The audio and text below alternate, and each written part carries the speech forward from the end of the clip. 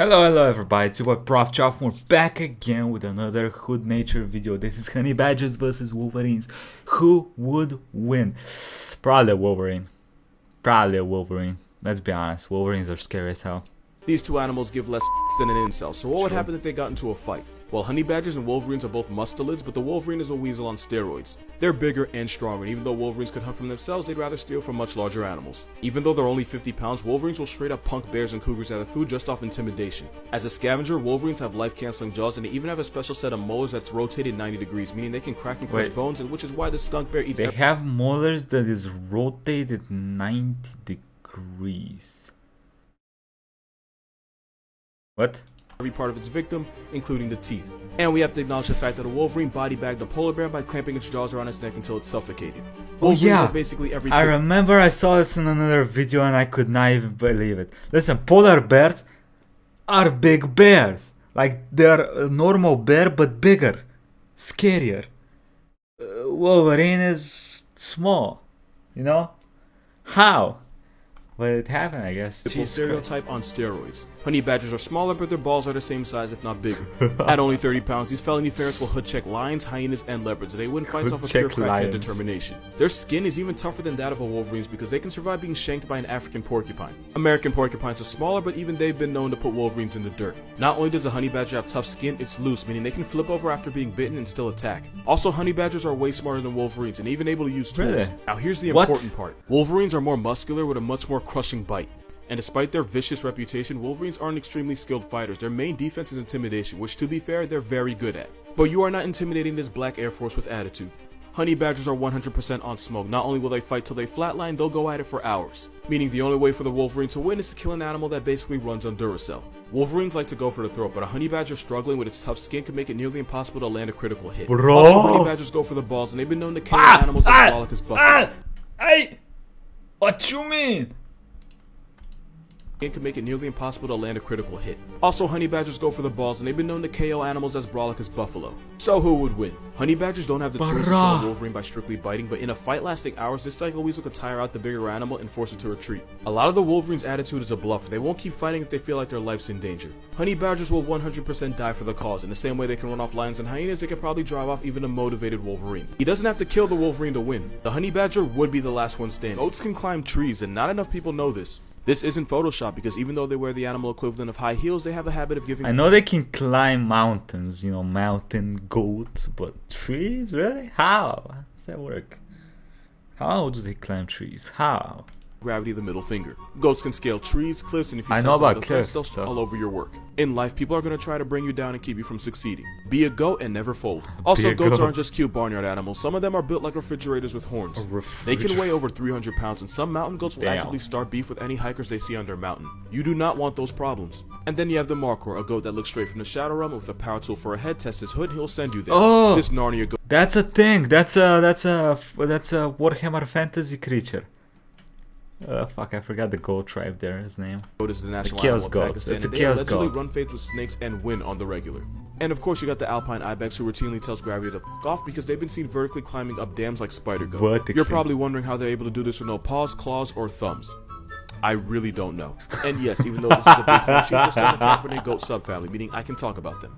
If you ever wanted to know what it's like to play in the NFL, start beef with a bighorn, he'll inflict 10 seasons of abuse on your head. Nature gave goats way too much power and they got disrespectful with it. If I can't make you appreciate bees in 60 seconds, feel free to unfollow. Bees are very important for our future. That's why scientists are trying to make them, you know, not go fucking extinct. Follow me. They evolved to communicate by dancing. Aww. If one finds food, they can tell the other hive members what direction and how far away it is by the direction and angle of their waggle dances. Yes, that's actually what it's called. Dan Pavemeier was not around. They even use dancing to vote. If the hive gets too full, the bees will form a senate and scout bees will go out and look for new places to live and then report back to the hive and dance to tell the other bees where the new spot's at. Basically, these real estate bees will present the hive with new possible homes and the bees will vote by dancing until they reach a consensus. Bees are smart enough to be trained to sniff out and locate bombs ranging from dynamite to C4 plastic explosives, and they're really good at it. If bees get caught outside when it's too cold, they'll find a nice flower to sleep in until it gets warm enough for them to make it back home. Bees will make this sound when they're startled or they bump into another bee. That's the equivalent of a whoops or a my bad. These whoops can be used to measure the overall mental health of the hive. More whoops means more stress. It'd be like that. Bees will seek out fermented be tree like sap and that. basically get drunk off it, but when these turned bees try to enter the hive, they get attacked and kicked out by the sober bees. Drunk bees are more likely to get into flying accidents, so the sober bees enforce zero tolerance. Texas screech owls will adopt little blind snakes. I don't know. I'm not even sure if he's being serious or if he's joking with that. Because that's a cute Screech owls will adopt little blind snakes and then keep them as roommates in their nest. Normally, owls take their prey's life before they bring it home to their chicks, but not only does the owl spare the snake, it carries it gently enough that it doesn't get injured, and the snake burrows itself in the owl's nest. That's because the owls use the little blind snakes as housekeepers, since they eat ants, termites, and larvae that can become parasites for the owl's family of chicks. So the little blind snake protects the owl's kids from insects, and in exchange, the owl gives him a rent-free home safe from animals that might try to eat him. And this works out pretty well because baby owls with snakes for roommates actually grew up faster and had a better chance of survival, just as long as they didn't eat it. And if this sounds familiar, tarantulas do the exact same thing because they'll adopt tiny dotted humming frogs as pets because they eat the insects that would normally eat the spider's eggs. In exchange, the bite-sized frog gets an 8-legged hairy bodyguard in a jungle full of ops, and that is as wholesome as spiders get. Hey yo, where the did sea lions come from? Good question. Sea lions are carnivores, meaning they belong to the carnivora family, which is right here. Bear with me, I'm about to get in my bag real quick. Sea lions are part of the pinniped group right there, which means they had a common ancestor with the Mustelioidae group. A group that includes raccoons, red pandas, wolverines, and badgers. Wolverines, badgers! Closer to trash pandas than they are to actual lions, but that's not enough, you gotta go deeper. Seals and sea lions evolved from a land version that was basically an otter on steroids with jaws like a bear. Which makes sense because the sea lion family and the raccoon, badger, red panda squad share a common grandfather with the Ursidae family. And if you've been paying attention, you know that Wait, what is a badger red panda? Or did he mean badger and red panda? Because if there is a badger red panda, I want to see it. Red pandas are the cutest animals on earth. Scientifically 100% proved. Badger red panda squad share a common grandfather with the Ursidae family. And if you've been paying attention, you know that Ursidae is the bear family. I'm talking about polar bears, grizzlies, all that stuff. Which means sea lions are basically grizzlies with better skincare and a better breaststroke. In fact, if you put a sea lion's skull next to a bear's, you can barely tell the difference. You can barely tell the difference. I like that, bro. This video, sea lions are actually sea bears. When Squidward got his squid cheeks clapped by this guy, he was really getting his mixed by a sea lion. Animals that you might think are good pets, but are actually pure hell. Owning a sugar glider is like adopting an ice sculpture in August. They're just as durable and they last just as long. They're ridiculously sensitive, high maintenance, and they find some of the most creative ways to die. They glide into walls, they choke to death on raisins, and if they're stressed in any way, they'll Hannah Baker themselves. What's they Hannah can get clapped by a disease you've never even heard of, and on top of all that, they bite. Unless you're a professional, adopting a sugar glider is just putting heartbreak on layaway. Toucans are terrible pets, and before you say it, everything I'm about to tell you, Tuki's owner told me. Toucans are needy, they scream and they bite whenever they don't get their way or when they just feel like it. Since their beak is serrated, this is what they can do to you. The beak is serrated? What? I thought it was like a, blunt beak.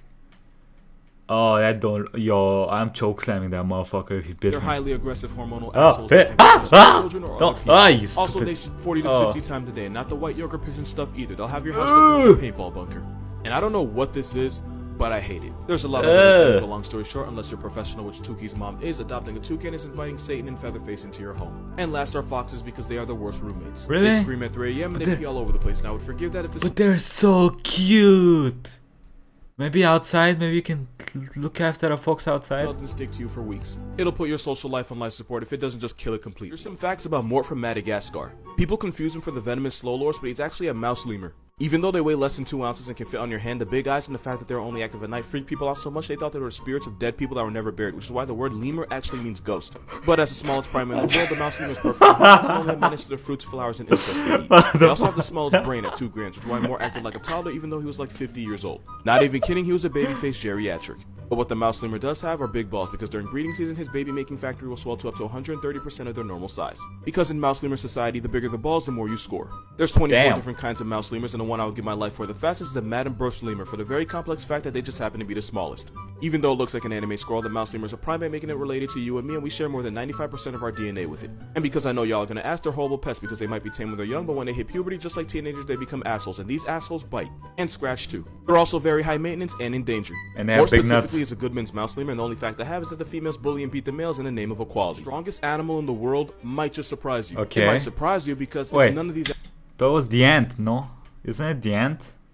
Animals here. In a world of tigers, elephants, and walking biceps with horns, heaviest lifter of all is actually the beetle. The rhinoceros beetle can lift 800 times its own weight. That would be me bench pressing a tank. The reason this Darth Vader bug is such a powerhouse is ironically because it's so small. With less weight to carry around, it could dedicate more muscles to purely lifting. This beetle has a compact system, meaning it can fit more muscles in its body, and it has a tough exoskeleton that can handle weight better. Having an exoskeleton means its muscles are inside its skeleton, making this beetle stronger than King Kong's claw armor. But fun fact, it's not even the strongest beetle. That title belongs to the dumb beetle, since they can lift 1,001. A shit beetle is the strongest creature on Earth?